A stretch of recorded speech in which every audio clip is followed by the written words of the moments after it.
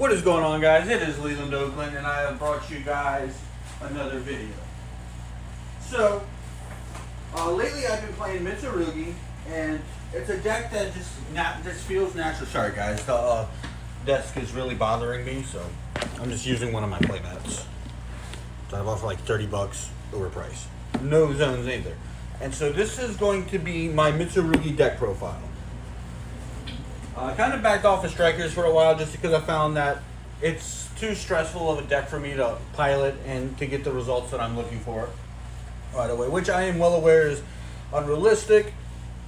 However, but after testing with Mitsurugi, the deck just feels so much more easier to pilot and whatnot. And so I've gone ahead and I've crafted my 40 card Mitsurugi deck.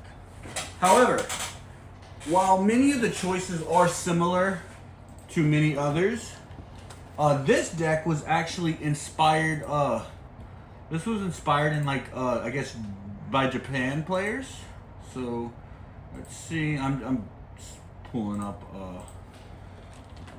Let's see. Oh, you know what? And so this is from a. I want to say Asia. Is this Asia English? Sorry, guys. I'm sort of just trying to take a look. Yes. All right. So this deck was inspired by Michael Abner, who got in the top 4 at the Yu-Gi-Oh! Open tournament in Hong Kong, 2026 American English. And so the deck itself looked pretty neat, pretty consistent. However, there were a couple of changes that I needed to make, such as Habakiri being at 1. Cards like Prosperity, Called By, being just limited to 1, Maxi being banned. So I had to get a little creative, and overall, I do feel pretty satisfied with how I managed to make the deck turn out. So I do want to, give a shout out to Michael Abner for being the one that motivated me. So let's go ahead and jump right in. So we are playing the standard lineup. 2 Habakiri, 2 Murakuma, and 1 Futsu. Let me just make sure you guys are seeing it. Yep. And so, some people, they play more Futsu. Some people play more Murakuma. And clearly we only have 1 Habakiri, which is, unfortunate. But, I can live with, I'd much rather Prayers be at 3 and this be at 1. But yeah. And so, basically, this is what we're working with. Some people even just run the 3 rituals. But I actually like Murakumo being at 2. It just feels right for me personally, and I am gonna maybe experience in the near future maybe playing a second Futsu, whatever, and maybe a 3rd Murakumo. I don't know. We'll have to see. But overall, this feels pretty good, and yeah. So these are the rituals we're running. Next, we got our level 4s. So we are playing 3 copies of Armasa. This card's one of our starters. It helps us get into Habakiri or any of the other Mitsurugi monsters we need. And you don't even have to summon them, which is always ideal as long as he's tributed and whatnot. Then, of course, we play the 1 Saji and 1 Kusanagi. I like playing... so Saji, I think, is a must. A lot of people are on the fence about Kusanagi. But I like using Kusanagi just because it really gives us it feels like it gives us good recursion and whatnot, especially if your hand is limited on extenders and whatnot. And of course, finally, we play the Knight Sword Serpent. This is the card I've seen not a lot of people play. Some people side deck it. Going second, I do usually side deck it. But the idea behind this card is it's just a free body on the board. And you send it from the deck to conduct a ritual summon, it comes out. And my usual go-to is sitting this and Kusanagi. And depending so if I have a second ritual in hand, then I will make this Chain Link 1 and Kusanagi Chain Link 2. But if I don't have a ritual in hand, then I'll make this make Kusanagi Chain Link 1, Chain Link 2, just to kind of do some chain blocking. So that's it for the monsters within the engine. Now we're going to move on to the spells. So of course we are running 3 copies of Mitsurugi Prayers. I know this is at 1 in Master Duel and in the OCG, and I understand it. It's so good for the deck. Some people... no, I can't think of anybody that plays this less than 3 unless you're forced to. This card searches any of our starters and you can get a tribute. And a little tactic that I learned recently was, to cover for the ash, you use prayers, and if you tribute a Mitsurugi monster in hand, well then, hey, it watches for the ash, and so if you possible, do try to tribute. That's something I learned, and so I do like that. Then we are, of course, running 3 copies of Mitsurugi Ritual. The only thing I don't like is this is not searchable off of pre-prep, which is unfortunate. Because if it was, Mitsurugi would be just so busted. But so yeah, this helps us get into our Mitsurugi plays. Since we are playing a pure variant, I think it's important to maximize the rituals. And as long as you see this with any of your ritual monsters, you will have a play. And a cool thing that so what I like to do is I like to summon from hand first if I haven't already baited the ash, because at least that way you get some board presence and whatnot, and then and so I usually try to wait for the ash to come out before going for the second effect. But given how sometimes given how certain hands are in certain board states, summoning from the hand, is usually the go-to. So just keep that in mind. Then we do play the 1 mirror, because this is searchable off of prep, and then the 1 purification. My buddy Dayton, shout out Dayton, because he's also playing Mitsurugi, but he's playing an Orchest version. He actually added a 2nd mirror, and it's funny because our friend Jordan, who's like, he's a firm believer in you don't add another copy of a card to the deck to not see it. And so, which I do understand, because it's the same conversation with Vision Hero Increase. But yeah, and this card, it sucks seeing it in your opening hand because of prep. But if it's 1 out of 40, so your chances of seeing it are very, very small. And then of course Purification, it's an Omni Negate. Mitsurugi is just a really busted archetype, and I really hope it doesn't get hit on the ban list by Konami, because I know this has been like its year, but I hope Mitsurugi carries on to the next format. So that's it for the engine. I went ahead and I added some cards to help with consistency, and these can be interchanged. We are running the 3 Preparation of Rites. This is a really good card. However, I do understand if you don't want to run this because of opening up with Mirror, which I would then say you could run 3 copies of Radiant Typhoon Vision and then maybe an MST. But in this deck we are running the 3 preps, and then we are running the 3 Extravagance with Prosperity. So this deck doesn't really rely on its extra deck all that much. There are some neat little things to do, which I'm actually debating of cutting some stuff just for the sake of being able to have a few neat little interactions, guaranteed, well, more or less guaranteed. But for the most part, just having this is always. I like these as my consistency cards. These really help make the deck really consistent, and so that's it for the consistency cards. Now we have some non-engine, and we have 3, 6, 8. Oh wait, 3, 6, 8, 9, 10, 13, 15. So we got 15 cards for our non-engine, and I think these are, for at least the way I see it, these are the best non-engine for the deck. But I guess it just depends what you're playing. So we are playing 3 copies of Ash Blossom. I think this is the staple that it's like you could get this. You could easily get a play set of these for like maybe $5. Just because they've been reprinted so many times. This hits your opponent when they try to drop the Mulch Armies on you. Sometimes when your opponent only has 1 card in hand, this is all you need to make them just set 1 and pass. Really good. And speaking of Mulch Armies, we are running 3 copies of Fua. I think this is the card. This is like our modern day Maxi for the TCG. And so even if you still want to go first with this deck. And while this card can be annoying, the deck doesn't really rely on normal summoning all that much. And so you can actually use your Fuwalos in your opening hand if it came down to it for an XZ play.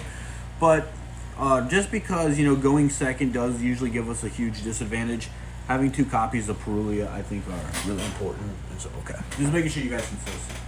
And so, yeah, so that's what we have, and those. That's and then of course we have finally Dimension Shifter. This is like easily one of the best cards in the deck. because there are so many decks that cannot function out of can function being banished. Let's see. I do want to do a quick Google search. I want to see the effect of the Orcus Tower. Okay, let's see. So let's see what it does, because okay, so this is actually still good even against Orcus, because while Orcus monsters are okay with being banished, a lot of them can't use their effects anyway. I guess would be my best thought process. I don't know. I may be wrong, but so yeah. But this is such a good card. So like, it hits a variety of decks, especially Striker. The mirror matches with Mitsurugi, like Radiant Typhoon. Basically, as long as it's like not Malice, you're gonna be all right. And then of course we do play one called by to hit our opponent's hand traps and whatnot. And yeah, and so we are running 3 copies of Impulse. This is probably one of my favorite cards in the deck. You know, when I played Blue Eyes, I was really big on Purge, and it was unfortunate that you couldn't play Impulse, because I think Impulse is clearly the better card because it stops the special summon. And so we do play Impulse, and while we do have Purification in the deck to help give its bonus effect of destroying the card, we are running 2 copies of Imperm. So that's it for the hand traps. I'm feeling pretty good about it. You know, so tonight is Genesis actually, so I'm gonna be playing my Genesis, my first ever Genesis deck, like a serious deck. And so, but Saturday is when we're gonna be dueling with TCG, and so I'm feeling really good about the Mitsurugi deck. Now let's go ahead and take a look at the extra deck. So I'm debating on making some changes, because overall, you know, I think, you know, I don't know, guys. It's, you know, there's cards I never go into, but then there's cards that are like, oh, it's pretty neat to go into. So, so I will let you guys know by like I'll do a post tournament report on Saturday, and I'll let you guys know how it goes. Let's see. So we are running double IP and double SP, and that's just strictly for, you know, being able to deal with nonsense. And we are playing double because of extravagance, but I am debating of, like, I would even be willing to cut, no, I don't want to cut an SP, but I'd be willing to play 3 and 3 just because they are really good. Then I play 2 copies of Dino Munda. Again, it's a card I never go into, and so I could see a world in which I actually cut this to go into a third of each. But again, we don't know. I don't know. We're going to see how it goes on Saturday. Then I do play the 1 Sky Striker Azael, because it does give you a pop in the dark, because it, you know, it searches the rest of our deck. So these are our links. And then for our XZs, we got Exciton Knight, and then number 60. I don't ever go into 60, but I can see where it would be important to have. But like, I've debated going into a second Exciton Knight, just like that's actually what I'm leaning towards. Then we play 2 Typhons. And the reason why I'm playing a lot of doubles is because, you know, with extravagance, while most of your deck is going to be banished, you do want to reduce the chances of not seeing certain extra deck cards, because like cards like Typhon and SP, I think those are cards that are like really, really good for this deck, or for any deck. And then of course, finally, the only 3 I have in the extra deck, we're running 3 Baguska, just because this card is so good, and it can floodgate your opponent really well, whether you go first or second. And so just being able to shut stuff off is always ideal. And while you don't want to see this card banished, and so I would say that the most important cards in this deck are the Typhon, the Baguska, and the SP. And so, like, I've debated putting these all up at 3, but for now, we are just gonna keep them, keep the extra deck how it is. But yeah, so I'm pretty, I'm looking forward to see how locals go on Saturday with this deck, and I'm really, I can't wait to. I might do a video on my Genesis deck next, but yeah. So this is my extra deck. Again, you don't really go into the extra deck, but it's there if you need it, or you don't come across any of your extravagances or prosperity. Now let's go ahead and talk about the side deck. The side deck, I kept the theme, and I feel pretty good about it. And so we'll see how it. I'll let you guys see what I've got. So for starters, we are running 2 Droll and then 1 Wosu. This is for like Luna Lights and just opponents that put up big towers like Dragoon's a pain to deal with, and just draw is really good against decks that need to draw cards, the mirror match and things like that. But then what we are running is 3 copies of Nibiru. I know there's that Granite card, but I don't have it. None of my friends have it, and my local card shops don't have it. So I'm sort of, if Nibiru is important, like good for a matchup, well then hey, I'll side deck it because it is really good, and we'll go old school. But then of course we are running 3 copies of Retaliating Sea. Now I am debating of cutting one of these for the 3rd copy of Perulia, but for the most part I do feel pretty happy with that. Which I do want to show you guys. If you are going second, if you're going first, you're gonna go ahead and you're gonna cut the 3 Perulia, the 3 Fualos and the 2 Perulia, and I would say you could probably cut a copy of Armasa, or you could cut a Ritual. It's strictly up to you. Well, I probably wouldn't cut the Armasa, to be honest. Yeah, because there are some cards so let me go show you. So in the side deck, we also got Thrust, and then we got the Virus. So you got different Dimension Ground, Solemn Judgment, and Macrocosmo. Thrust is to get different Dimension Ground, but we are also running the Virus. So I would say, I don't know. Assuming that you are going first, that would be good. I guess you could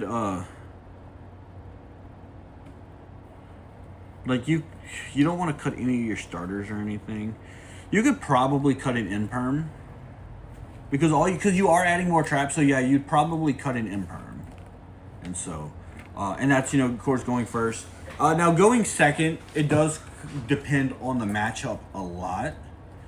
And so, but I would say if you're going second, you have options between Nib, if it's a mirror match, which if I'm up against Luna Light, I will always add Wosu in.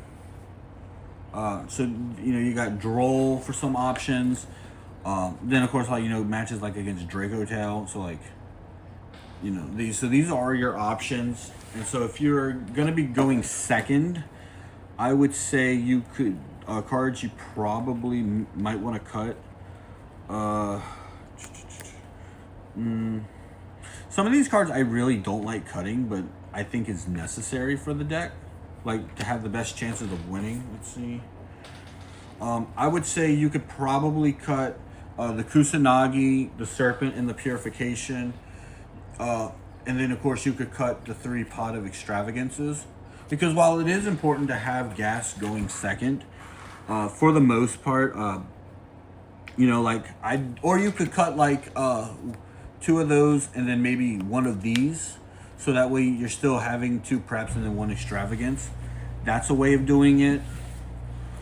I'm sorry. So if you are going second, you could actually keep one of your you could keep 2 you put that in there, and then you could put 1 pre-prepped, meaning that you're just down to 2 prosperities. You got 2 extravagances and 2 pre-preps. In OCG they only play with 1 of these and 2 of these, so you're getting a more OCG style deck. But that's what I would probably cut going second. And again, a lot of times your games are going to involve. You don't want to side more than 6 or 7 cards, and so. And if you're going up against Luna Light, I would say maybe, probably not the Droll, but you could probably put these in, side this out, and then, you want to stick to siding out your bricks, if you can, and then maybe you could, since you're going second, you could maybe side out maybe 1 Imperm, but, so you have a couple of different options on siding, but that's the siding pattern I'm looking at. And for the most part, the deck feels good. I've done a little bit of testing and I found a little bit of success with it. And so yeah, I would definitely, and again, it'll vary matchup to matchup. But I think for the most part, you know, the siding pattern's pretty standard, and so I'm sort of putting the cards back in order. I have a really bad OCD with this, so yeah, that's probably how I would do it, because one of the biggest things with Yu-Gi-Oh is if you want to reduce the number of dead cards in hand, right?